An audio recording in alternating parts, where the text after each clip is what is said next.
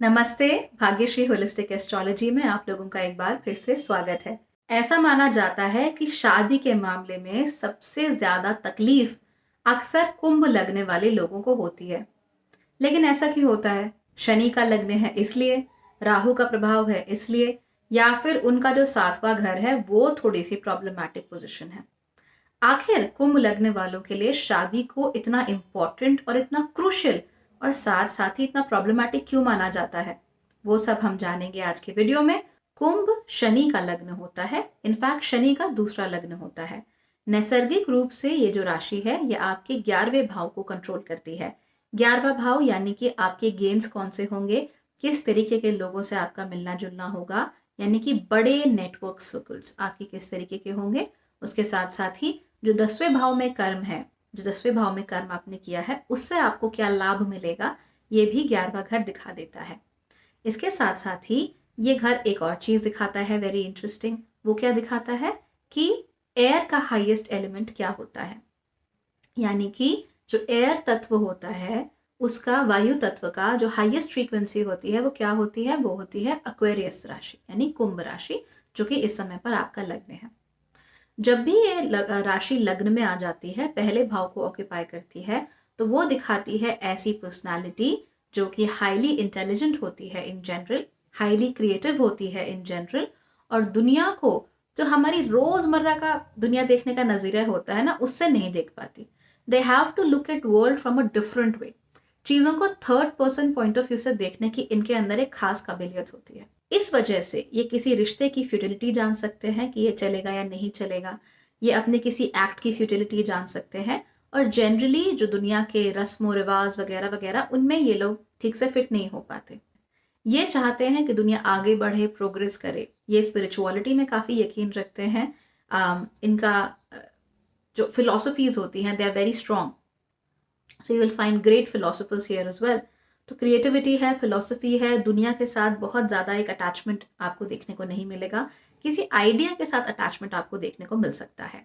एक बात और ध्यान रखिए कि बहुत सारे लोगों का ये मानना है कि जो राशि होती है कुंभ, उसमें कहीं ना कहीं राहु का पुट भी होता है, यानी राहु भी इसे कंट्रोल करता है। जिस वजह से आपको यहाँ पर एक ऐसा व्यक्तित्व देखने को मिलेगा जो कि शनि की तरह, यानी शनि की राशि तो है ही, शनि की तरह जो धीमे भी चलता है, जो अपने पेस पर चलता है, जिसको दूसरों के मूवमेंट से कोई मतलब नहीं है, लेकिन साथ साथ ही राहु की तरह वो चीज़ों को बदलना भी चाहता है। Right? So it wants to move at its own pace and it wants to change the world. हालांकि क्योंकि इनकी पर्सनैलिटीज ही ऐसी होती है कि ये लोग बहुत ज़्यादा किसी आइडिया से, किसी फिलोसफी से कनेक्टेड होते हैं। अपनी ग्रोथ से ही हो सकता है बहुत कनेक्टेड हो, या जो ये करना चाहते हो उससे बहुत कनेक्टेड हो। इस वजह से जो दुनियादारी होती है उससे ये थोड़ा डिटैच हो जाते हैं। अब आते हैं इनके सातवें घर पे। सातवां घर कंट्रोल होता है लियो यानी सिंह राशि के द्वारा। आप जानते ही हैं कि जो लियो यानी कि सिंह राशि है वो सूर्य की इकलौती राशि होती है। इस राशि का तत्व होता है फायर का, यानी कि अग्नि का, और नैसर्गिक रूप से ये 5वें भाव की राशि होती है, जो कि आपकी क्रिएटिविटी, आपके बच्चे, आपका एक्सप्रेशन क्या होगा दुनिया में, उसको दिखाती है। ऊपर ऊपर से अगर हम देखें तो फायर एयर को थोड़ा सा गर्म करेगी, उसे एक्सपैंड करेगी, और इसका जो एक्सपेंशन की क्वालिटीज हैं ये एयर में वार्मथ लाती है, उसे और जगह फैलने में मदद करती हैं। ये याद रखिएगा। और साथ ही साथ जो एयर है, अगर वो हल्के से बहे, धीमे से बहे, ओके, तो वो फायर को प्रज्वलित करने में, अग्नि को प्रज्वलित करने में सहायक होती हैं। Right? Now remember these two things. तो अब कुंभ लगने वालों को ऐसा पार्टनर चाहिए जो कि नंबर 1, उनको नए लोगों से मिलने में, नए आइडियाज को जानने में, या फिर अपने आइडियाज को दूसरे लोगों तक पहुंचाने में मदद कर सके।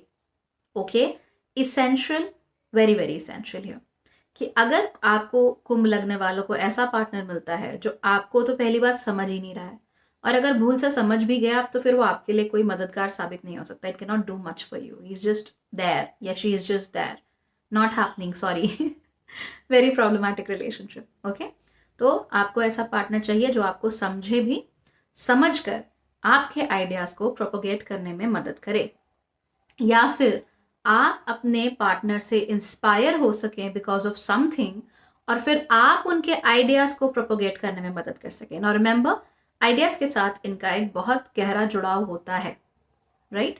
तो एक गहरा जुड़ाव आइडियाज के साथ क्योंकि है, यही वजह होती है कि अगर कोई इनको वाकई इम्प्रेस कर सके अपने आइडियाज से, तो ये व्यक्ति उसके आइडियाज को नहीं छोड़ेंगे, इनफैक्ट उसके आइडियाज को प्रोपोगेट करने में मदद करते हैं। अगर कुंभ लगने वालों को यूं ही छोड़ दिया जाए तो फिर उन्हें प्रॉब्लम होती है। They want something to attach themselves with, उनको ग्राउंडिंग की जरूरत जरूर होती है। ये ग्राउंडिंग उन्हें ऐसा व्यक्ति प्रोवाइड कर सकता है who is both charming and interesting. अगर आप में ये क्वालिटी नहीं है तो कुंभ लगने वाले इन जनरल आपकी तरफ अट्रैक्ट नहीं होंगे। उनको अपने पार्टनर के रूप में कोई बच्चा नहीं चाहिए जिसे वो नरिश कर सके। उन्हें अपने पार्टनर के रूप में कोई ऐसा व्यक्ति नहीं चाहिए जो कि उनके ऊपर प्यार की बरसात करता रहे। They don't want that. In fact ऐसे लोगों को अपने पार्टनर में सबसे ज्यादा फ्रेंडशिप की जरूरत होती है। They need a partner who is very very friendly towards them, जो उनको उनके आइडियाज को एक दोस्त की तरह से सुने, एक दोस्त की तरह उन्हें सलाहें दे सके और एक दोस्त की तरह ही उसे आगे बढ़ाने में मदद कर सके। जब तक कुंभ लग्न का व्यक्ति अपने पार्टनर से इंस्पायर नहीं होता, तब तक उनकी शादी में या उनके संबंध में समस्या आनी लाजमी हो जाती है। तो ऐसा नहीं है कि अगर आपका कुंभ लग्न में जन्म हुआ है तो आप बिल्कुल शापित है कि आपको तो भाई अच्छा प्रेम, अच्छा रिश्ता मिल ही नहीं सकता, या अच्छा लड़का, अच्छी लड़की मिल ही नहीं सकती, या आपकी शादी अच्छे से हो ही नहीं सकती। ऐसा नहीं होता है। The thing is that it you are looking for something very very peculiar. For instance, कोई लड़का है, अब वो लड़की ढूंढ रहा है, he has met tens of girls, कहीं मन ही नहीं लग रहा क्योंकि कुंभ लग्न का है, कहीं बात ही नहीं बन रही है, सब कुछ तो ठीक है बट समथिंग इज मिसिंग। वो समथिंग इज मिसिंग क्या है कि भाई उन्होंने देखा कि एक लड़की है अपने गांव में, ओके ना, मान लीजिए शहर का लड़का है, एमएनसी में काम करता है, टिप टॉप, बिल्कुल हाई फाई, बट एक लड़की है जो गांव में चुनाव लड़ती है, सरपंच बनती है और अपने गांव को कुछ करने की कोशिश करती है। शी ट्राइज कि वहाँ पे अच्छी सुविधाएं आए, स्कूल्स में अच्छी सुविधाएं मिले, बच्चे ज़्यादा अच्छे से पढ़ सकें, या फिर मान लीजिए सरपंच नहीं भी बनती, वो ये कोशिश करती है कि किसी भी तरीके से उसके गांव के जो महिलाएं हैं उनको पैसे बचाने में मदद मिले, या कोई ग्राम उद्योग लगाया, इस तरह की चीज़। बस इंस्पिरेशन आ गई, और हाँ इंस्पिरेशन आ गई, वहाँ पे they go for a good relationship. And the interesting thing is, क्योंकि देखिए एयर का एलिमेंट है ना, तो ये एडजस्ट हो जाते हैं, लेकिन एडजस्ट उन्हें एक बहुत खास तरह के व्यक्ति के साथ होना है, बाकियों के साथ ये एडजस्ट नहीं होते। अब जानते हैं वो दो रिलेशनशिप जहां आपको सबसे ज्यादा समस्या हो सकती है। वह तो मैं आपको पहले ही बता दूं कि उस खास व्यक्ति के अलावा आपको जनरली लोगों के साथ समस्या होगी ही, सो कॉम्प्रोमाइजेस बनते हैं। लेकिन दो रिलेशनशिप जहां सबसे ज्यादा समस्या हो सकती है, like you can be completely baffled, वो क्या हो सकते हैं? नंबर वन, somebody जो आपके मम्मी या पापा बनने की कोशिश करें। You are intelligent, you believe everybody is an individual, you believe that you are responsible for everything, okay? तो आप स्मार्ट हैं, आपके पास अकल है, आप उसे इस्तेमाल करते हैं, आपको लगता है कि हर व्यक्ति एक अडल्ट है, वयस्क है, वो अपने फैसले ले सकता है। If somebody wants to take your decisions, किसी को आपकी मम्मी बनना है, किसी को आपका पापा बनना है, आपको बताना है कि क्या किया जाए बेटा, क्या किया जाए, या वो आपको ऐसे ट्रीट करे जैसे आपको जानते ही नहीं हो, जैसे आपको जानकारी ही नहीं है। कोई आपसे ये कहे कि अरे तुम्हें नहीं पता, ओह माय गॉड। तो ये जो लग्न है, इसको बड़ी तकलीफ होती है इस बात से कि तुम्हें नहीं पता ना, मुझे मालूम है। So no, not at all, not happening. दूसरा जो सबसे खतरनाक रिलेशनशिप आप लोगों के लिए हो सकता है, वो ऐसा लोग हो सकते हैं who are completely critical, okay? So मान लीजिए there is a person who is critical about everything that you do, who is critical about what you are doing.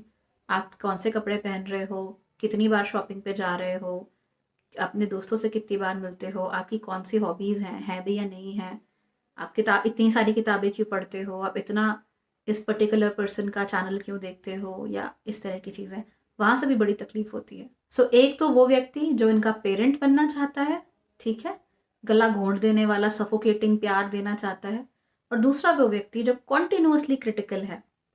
दोनों ही केसेस में इनको समस्या होती है।